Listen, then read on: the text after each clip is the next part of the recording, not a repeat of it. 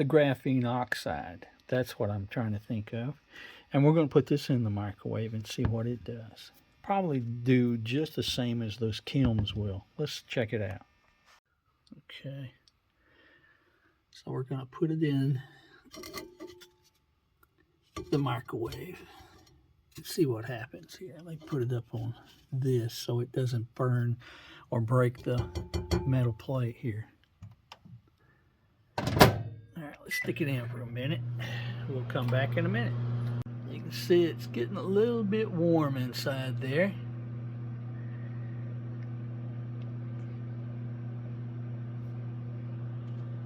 Okay, let's check it out. Yep, it got a little hot. Yeah, 480 C, 896, or actually it's over 1,000 now. Down here on this part, it's only 700, 800. So it's fairly warm. Yeah, it's really warm. It's hot, really hot.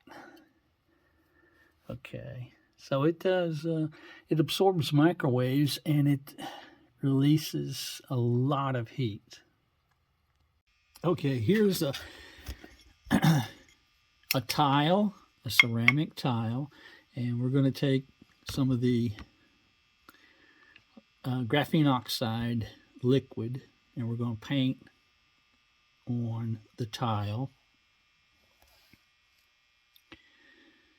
And what I'm going to do is just paint this one side of the tile on the back so that we can check the temperature range on it. Okay. Okay, we're going to put it inside the microwave and we're going to heat it up and see what we can get. Let's do that. Let's say 30 seconds. Oops, that's not right. Let's do 1 minute and then I'll just hold it for 30 seconds. Let's do that. Oh my, look what's going on.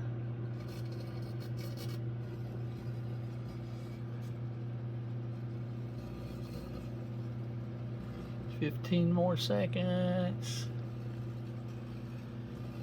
That's crazy. That's crazy, man. That's crazy. Whoa, chick. All right, stop it. 30 seconds. All right, 30 seconds. Stopped.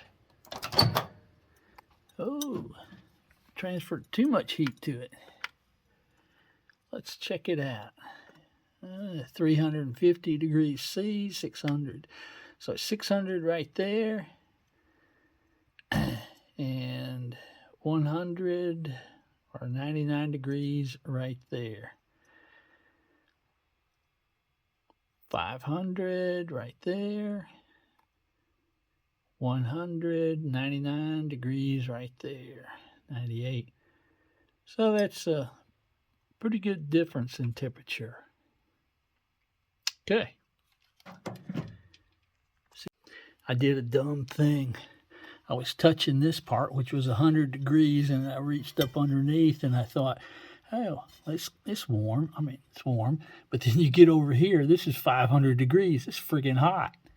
Oh, man. See, I can touch it here, but I can't touch it there. Check this out. 190C, 384. That's 384 degrees. That's where I can touch it with my hand. That's pretty incredible. Okay.